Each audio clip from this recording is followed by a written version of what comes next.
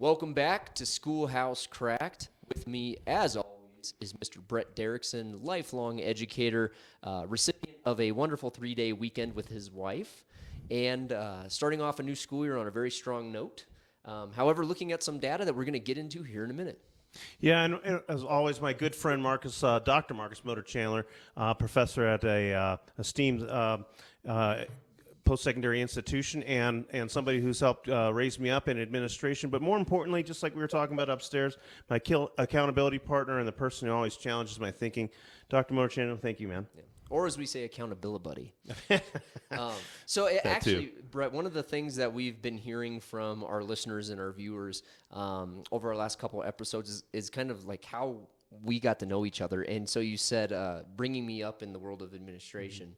And so before we get into today's topic, I really just kind of wanted to tell the story about the day I met you and the day we hired you. Yes. What do you remember from that day?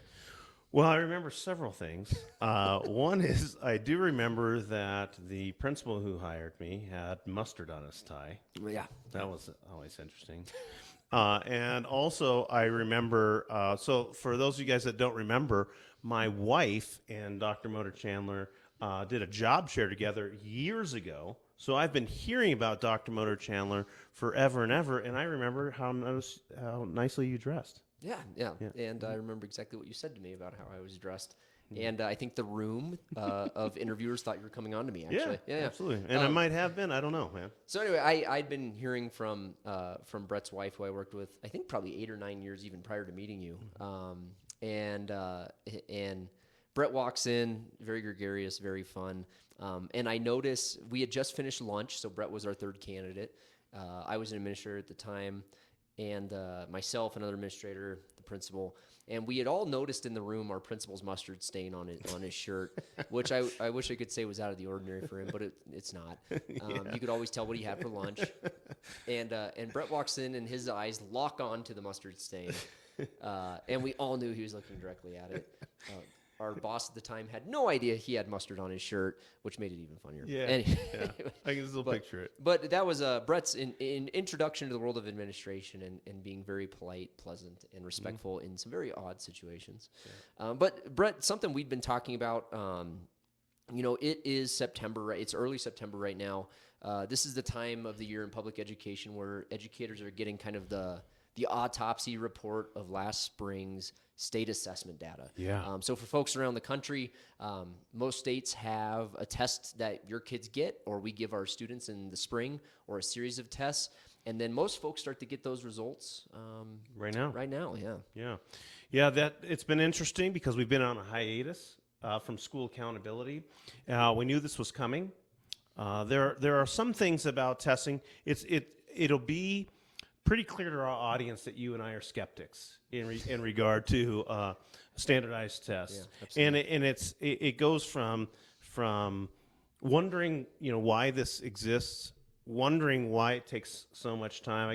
I guess for the audience nationwide, all states do it a little bit differently, but I can't imagine that you're a teacher or a parent or a student in another state other than Colorado and you can't relate to the experience that we're about to describe. Yeah. But essentially the point is when we go to do our state tests, we have to essentially do 3 different tests in reading, 3 different tests in writing, and 3 different tests in mathematics. Right. There's a number of different ways that you can do it. The 2 most popular would be to do a full day of testing in over 3 days. Mm-hmm. Or to do 6 half days of testing. Then there's some additional tests on top of that for different grade levels, for different content, introducing social studies and introducing science. Yeah. So at the very minimum, we're talking about 6 one-hour tests. It doesn't necessarily take your child 1 hour to complete a test, but that 1 hour of time is allotted, and it does take a lot of the students that whole hour. The whole point is we're talking about an intense amount of time, not in the regular instructional environment, but in the testing environment. Then we get those results. Those tests are done generally in late March and early April, and then we get those results back right around now in late August and September. So that kind of sets the stage there. Yeah. Those results are rolling back into schools, and now we're back into the era of accountability. So our state is telling us what kind of school we have and what we need to do based solely on those student performances. And that changes a little bit at the elementary, middle, and high school levels on some additional metrics, but there is still a lot of weight given to those tests. And so what we're seeing now is we saw in many states, and in our state in particular, a gap in that assessment data, and obviously tied to COVID. There were limited testing opportunities or pauses or moratoriums on state testing in many states in the spring of 2020, and restricted testing in the spring of 2021. So those that did testing on a much smaller level. But what we're seeing now, and to me is a very troubling trend we're seeing nationally, is we're looking at our assessment data from spring 2022, and we're comparing it to that same assessment data point from before the pandemic. Yeah, so spring of 2019. Yeah. And we're being assessed both on student achievement, meaning where our school students are, both those individual students, because we can look at individual students. That's kind of probably the cool part. So, for example, I got 90% of the items correct. Yeah. And that would be the achievement piece. Yeah. And the other piece would be the growth data, which is meant to assume that we're looking at like students. But if we're looking at seventh graders from 2019 and comparing that to seventh graders in 2022, we're simply not talking about the same kids or the same conditions for learning over this time period. So it does seem pretty natural to me to be skeptic about why we would be putting any time into analyzing whether it's growth or not when we're not talking about the same kids. Or even apples to apples, knowing that we may be looking at kids in this district, in this school, but there is a major variable that one testing group didn't have in 2019 and one testing group did have in 2020, and that's 2 years of school disruption. Yeah. So why are we talking about this now? State assessments don't typically happen in the spring? Why are we talking about it now? Can I answer that, though? Because you seem to pose that question for yourself, but I did because I'm I have to. I'm sorry. I have to jump in though. The reason why we're doing that right now, and I'll just simply say it, is because our school and our school district, and I'm talking about my school and my school district, and I'm assuming your schools and your school districts are actually going to be making decisions on how they do business based on data that doesn't make sense. Yeah. And that's why I want to talk about it. Well, and as an extension about that, making decisions on what to do with data that doesn't make sense. But also, what does that look like for a teacher? What does that look like for a parent? So I know across the country that there are teachers sitting in professional developments across the country, either in August or September, that are getting beat to hell over assessment data that is a poor data point. Yeah, I'd say inexplicable. Like if you have a rational mind or a good mind or a questioning mind or a curious mind, or you want to make a good decision in your life, there's no way you could come up with a logical conclusion that these metrics should be used to drive school-wide policies, district-wide policies, or change our efforts at this point. Mm-hmm. And so I agree with about 50% of that, because data is data, and depending on who's looking at that data, they can use that to tell a variety of different stories, right? We've heard the saying that statistics don't lie, but liars use statistics. Mm-hmm. And so a cursory overview, a simple look at or a skim through achievement data, the mistake I see most folks making, most districts and leadership making, is they look at the end data point. Well, this is what our overall score was as a school or as a district. This is what our English score was. This is what our math score was.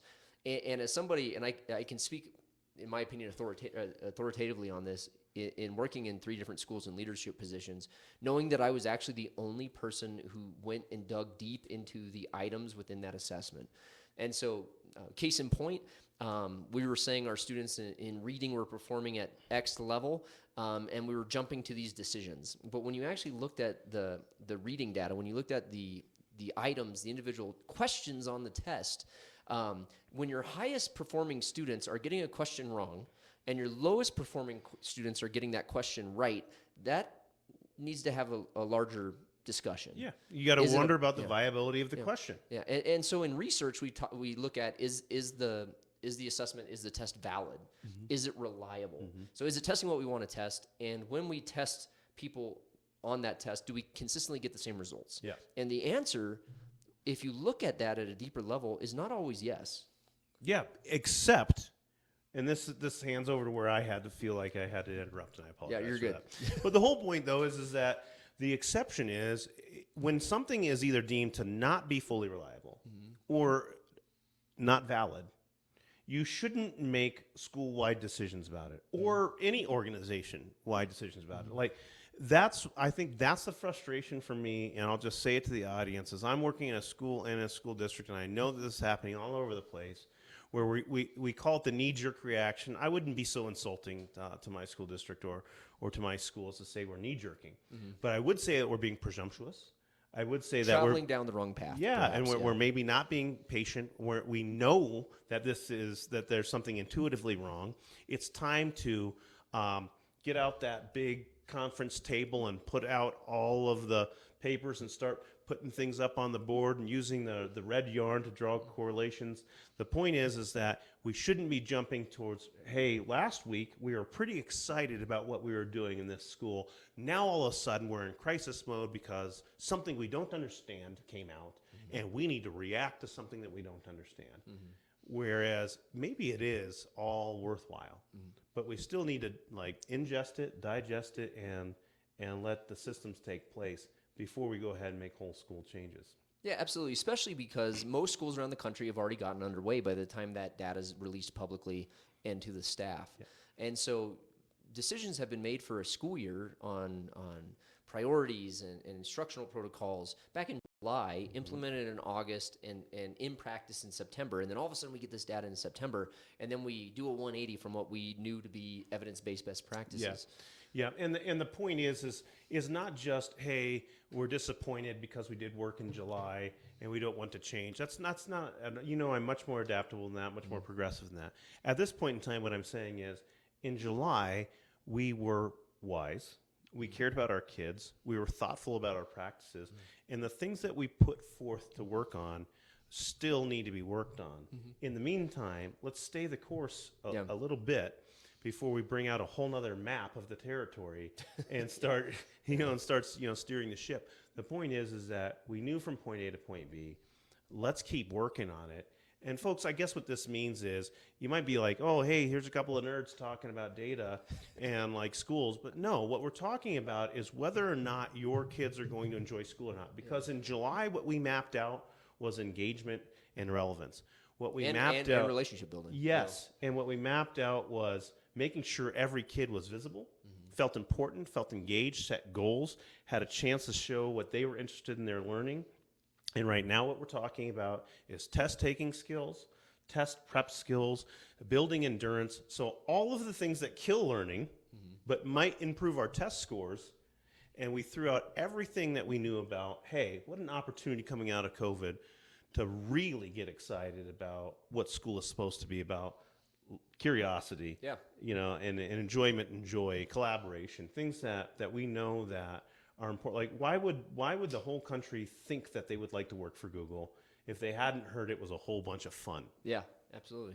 And so you said something, Brett. So let's just go there. Let's debunk some myths regarding testing and prioritizing testing and all the quote benefits that come out of state testing. So one of the things we've been hearing a lot about in regard to just testing, and we think about advanced placement testing, SAT, ACT, state testing, is test resilience. And so when we start to see maybe scores declining, in education we see a lot of people trend towards, well, they just don't know how to take a test, or it's a new test and they just haven't familiarized themselves. So let's spend time teaching them how to test take. Yeah. Well, I think I shared with you while we were prepping for this that it was literally 1999 when I took my last standardized test. I took two that year. One was the place test in Ohio, and one was the praxis test in Colorado. It is 2022, and I have somehow managed to buy fancy colored shirts. What is this, salmon? This is beautiful, and it's an expensive brand. What's that again? That's that. I don't know what a whale is. It's nice. I can just trust me. It's worth. So for those of you listening that can't see Brett's shirt, it's got a whale on it, and it's got a whale on it. And it's salmon colored. Yeah, it's really nice. I'm going to take his word on it. And Yeah, so I mean, the material seems nice. Yeah, so the point though is that somehow I've been able to wander my way through this earth without being standardized tested every year, and I'm not sure that a standardized test, no matter how well it's put together, could ever actually give me results that would make me better at collaboration, leadership, decision making, empathy, reading the room, all of the things that it takes for me to be able to be a manager, essentially. Yeah. So, but 1999 is the last time I took a standardized test. So why am I going to be working all year round with 6th, 7th, and 8th graders if not to placate to something that I don't understand? Right. And so in education, we talk about the pendulum all the time. And for folks at home, the analogy of the pendulum being things change in education just like a pendulum on a grandfather clock. Is at one point we're way over here, and then so in one case we were way over in the standardized testing informing all of our decision making, and I feel like we're starting to see the pendulum swing back the other way. And really, I think the pandemic sped this up. Is that I think the larger population is starting to understand the role that standardized tests actually play in instruction.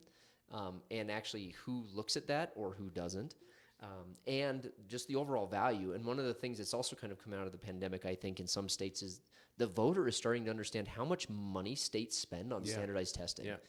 Yeah, and even colleges and universities. I mean, what you know... It's big, testing is big business. Yes, testing is big business because testing has led itself even into curriculum adoption. Yep, absolutely. It's led itself into not only how we interact with our learning, but what we learn at all. And if we want it to be standardized, that's fine. Well, what we'll get is standardized learners. But this is a country that prides itself on innovation, whose capitalist model says that we're the country that's going to lead the way, whether it was in the 1960s and the space race all the way into the 1980s. Even now with Artemis. Artemis is intended to create a new generation of critical thinkers that are inspired, not by standardized testing, but inspired to create and innovate. Yeah, I think the assumption is that we're above the standard. That standardization has a, it's not mediocre, but it has a limited range to it. But what we're asking ourselves when we make decisions based on standardized testing is that we are going to play to the middle instead of reach for the top. And if anything could be more difficult for kids, just imagine it, folks. Maybe it's been a while since you've been in school. If it has been a while since you've been in school, contact your school and see if you can spend a day at the school. It doesn't mean watching your child. Maybe it's just maybe you're just a homeowner or you're just a community member and you just want to walk around the school. But I dare you to get there at 7:35 and hang out outside the building, waiting to get into a building in which you're going to spend from 8 to 3:30 or 4 o'clock in a regimented schedule, going from math to maybe PE and then language arts, and from language arts to social studies. And everybody now is going to, instead of saying, hey, how are we going to engage these kids in an enriching thing, be like, hey, let's make sure that they can read a passage, pull out the main details, find supporting evidence, and select the correct answer.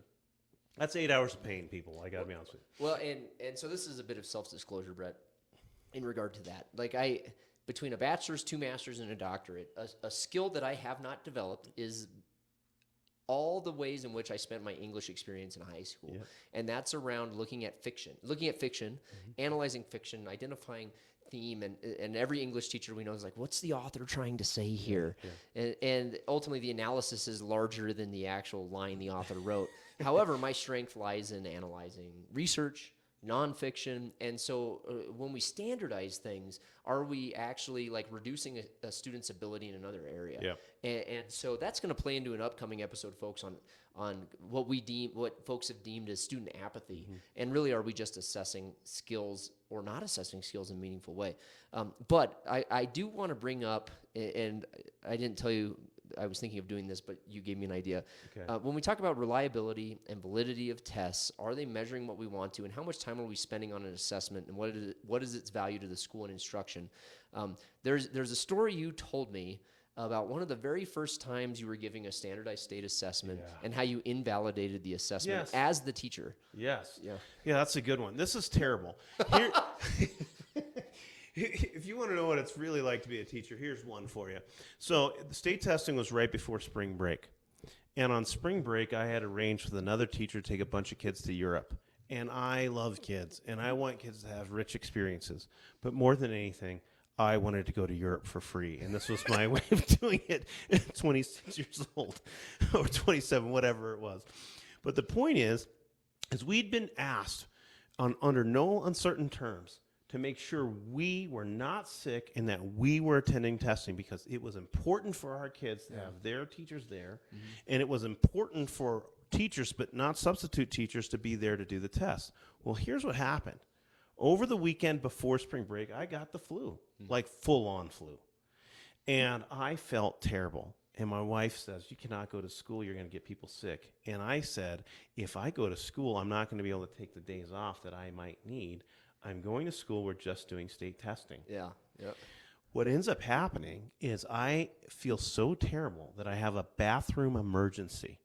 I waited until the test was over. I locked the test up in a closet. I went to go to the faculty restroom, and I couldn't get in. Somebody else was there.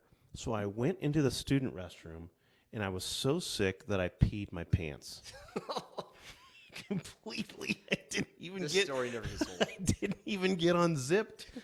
I didn't get unzipped. I peed full down my pants, and I had to run across the student bathroom hall into the social studies office, where I grabbed a colleague who walked me down. So I walked right behind a female colleague so that nobody could see that I had urinated my khakis, and they're cargo khakis.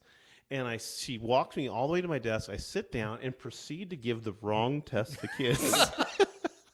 This sounds funny. It's not. 3 weeks later, when they found out that I had given the wrong test, the school district and the state brought me out of my classroom mid-teaching with 4 men in suits, none that I recognized other than my principal, and I was put on administrative leave. Bear in mind, folks, I was the varsity girls soccer coach. Everybody saw me get walked out of the building by men in suits. So you can imagine what they were thinking, the reason why. Oh, yeah, the first thing everybody thought was testing. Yeah. Absolutely. Here's the best part. There's a silver lining to everything, folks. Everything works out for a reason. I was punished. I was not allowed to give a state standardized test for 2 years. Oh, that's an awful punishment. I forgot that was the consequence. Yeah, nobody got more grading done in the next 2 years than I did during state testing. So the reason I wanted to hear that story again, one, because it's absolutely fucking hilarious, but two, is that we look at student achievement data as this big umbrella that we assign value to the effectiveness or the ineffectiveness of a school. Understanding, for failing to understand that we're assessing something that students haven't always necessarily been exposed to because, one, the kids maybe have not seen the content on the exam, and more often than not, we're often guessing and looking at state standards. Two, it's a monolithic structure that requires thousands and thousands and thousands of people at the state level and at the individual district level to make happen, and not taking into account that it's still a human process. Yeah. And so in that case, those students, because of an adult issue, are skewing the data in a negative way by no fault to the students. Yeah, and I know I exhaust our audience sometimes, the sports analogies. I know I exhaust you with them for sure. But, we kind of create game day moments out of state testing. And we kind of act like we're constantly practicing. And then the big payoff is this like measurable thing, much like a game or a match does have a measurable outcome. Mm-hmm. But I watched the United States women's soccer team play this weekend, and they beat Nigeria 4-0, and it sure looked like they were having a lot of fun. Mm-hmm. And even Nigeria, who was outmatched, looked like they were practicing, that they were executing something that they loved. Mm-hmm. Mm-hmm. Well, the analogy falls short at that point. Because if we're practicing for this game day moment, which is state test, I've never seen a kid walk out of a state test, give knuckles or a high five or put their arm around or smile at a classmate. The whole point is that the practice, the daily learning experience, the dynamic and caring learning environment that we can and should be focusing on, that should be the focal point of our training, of our planning, and of our execution, now becomes secondary for this game day moment that's not interesting or valid or reliable or worthwhile. So I do want to interject that I have once seen a kid joyful during testing at the completion of testing. Yeah, because he was drawing penises on the, using the circles. Actually, he drew a dragon on the circles, but it was a junior and in Colorado, Your last standardized assessment, state assessment, is in your junior year. This was years ago. I think this is like 16 years ago, 17 years ago. And he circled his last bubble on his dragon, closed his book. It was the very last section of the very last test, leaned back in his chair, and he did double celebration pistols. Double celebration pistols. And he made direct eye contact with me and just made sure I was looking at him as he did his double celebration pistols. The kid did not give a shit about the test, did not do well on the test. He just knew in his mind, this is the last damn test I'm going to have to take under this damn state model. Yeah. And he also, this is a kid with a 4.0 who knew he was going to college. He didn't care about that. Yeah. He knew he was on track to attend the university he wanted to attend, and he was admitted. And I told you this was a long time ago. He got a bachelor's degree, he got a master's degree, and he's working in the medical field right now. And he did not give a shit about that assessment on that day in that junior year. And does that skew the data? And does that invalidate the effectiveness of the school? Absolutely not. So what I want to circle back to is, in Schoolhouse Cracked, we're always looking through and trying to analyze the cracks within the foundation of our schooling system and what we can do as educators or as parents to really kind of shore those cracks up. And in this case, going back to what you had mentioned earlier, Brett, and kind of your experiences in your school, I would just say, take it with a grain of salt. Yeah, absolutely. And still demand that your school, whatever the proverbial ball is, like whatever it is that's the win for you in your head and your hearts as parents, as teachers, I would say especially teachers in this one. Yeah. Teachers, this is going to get into your PLCs, your professional learning communities. This is going to get into your building leadership teams. This is going to get into somebody telling you what you should and should not be focusing on with your students. You are a professional. You know what matters. You know that a great day feels like kids having energy and asking meaningful questions and coming up with alternative ideas and say, hey, but I wonder this. You've designed those learning experiences. Those cannot be tested. Do not forget about the intangibles. Every time I talk to somebody who had a great day doing anything, they cite something intangible. They cite a feeling. They don't say that they attained that standard? No, they didn't. Okay, no, they don't. Right, just checking.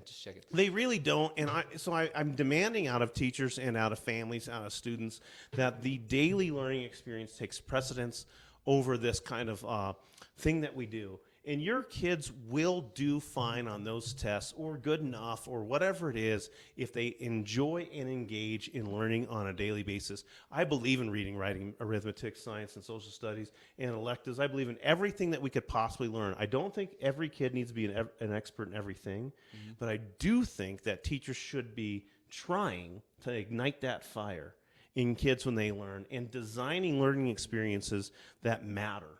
And if they matter for you, if you're getting after service learning, if the learning goes beyond the classroom, if it makes them think beyond that moment, maybe if they're distracted during their warm-up in their next class because they didn't get to finish part of their discussion or their quick write or the thing that they wanted to say or share, or something hit a chord in their brain and inside their body where they had unfinished business, that's what education is all about. The test scores will take care of themselves. They are not the game day moment. And I'm imploring teachers and families to not take their eye off the ball. What matters to your kid? We are going to talk about apathy and student apathy and teacher apathy in our next episode. And apathy is not laziness, and we'll talk about that. But nothing is going to thwart an interest in learning more than a standardized test where kids, schools, school districts, and states are comparing scores that nobody really understands. Yep. And so, as always, we just want to leave you with administrators, teachers, parents, as you walk away from this episode and you look at your school, your district's the state assessment data or standardized achievement data, just remember that it's not all encompassing.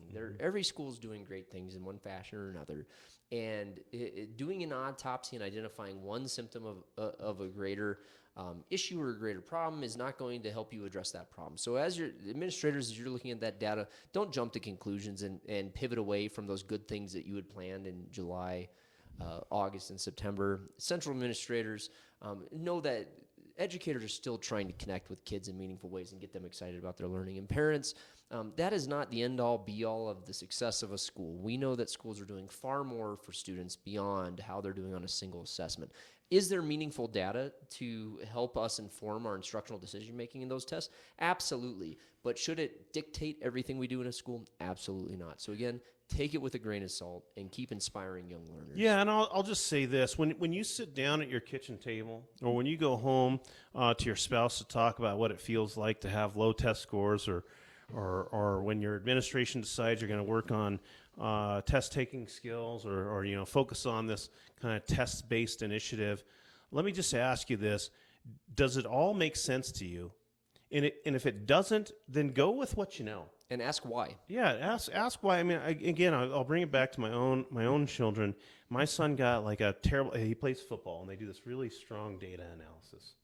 And I asked my son, I'm like, hey man, like these percentages are really low.